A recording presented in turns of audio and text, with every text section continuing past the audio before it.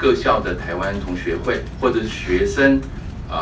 向我方向我们办事处提供各种需求，我们都会给予必要的协助。那目前今天我们陆委会有主动向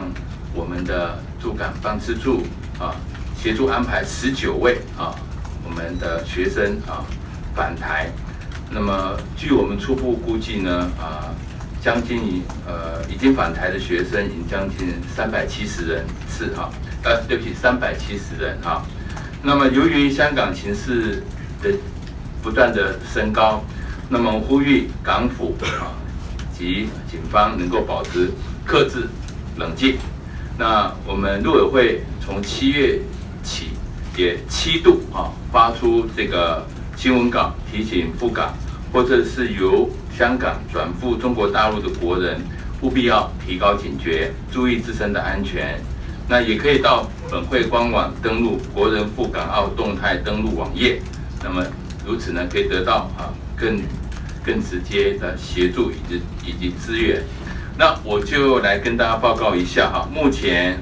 今明2天返台的人数根据我们本会香港办事处的了解，那有关在港台生已回台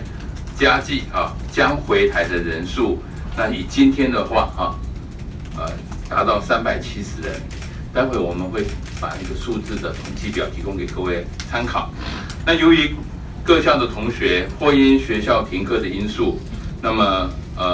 继昨天中文大学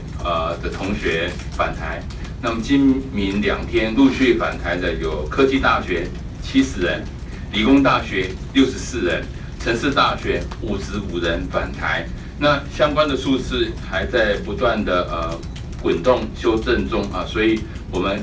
待会提供的这个表格也是供大家参考。不过它数字一直在变动那我们如果有新的数字我们都会来提供。我想因为近日香港的这个紧张情势升高，那么学校都是学生主动向我们提出这些服务的需求。那么这些请求我们都有专人专线给予服务。那么我们也会立即展开各种的必要的协助措施。那么所以未来如果有学生那么基于各种状况都可以向我们的办事处用专线我们都有专人24小时提供服务。那么如果有些要我们协助因为现在香港的情势仍然在升高，很多的交通不是那么顺畅，那么学校周遭也有一些路障。这种情况底下，如果感受到自己想离开学校，那需要我们协助的话，我们请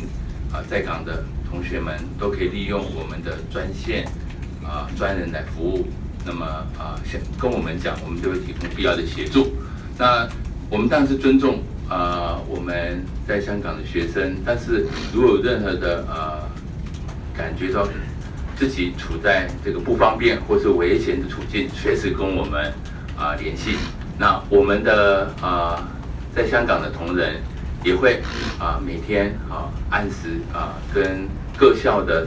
台湾学生会保持联系主动问他们有没有自己的需要我们需要我们在香港的学生都能够平安如果有需要回台的话，我们一定会提供必要的协助。好，谢谢。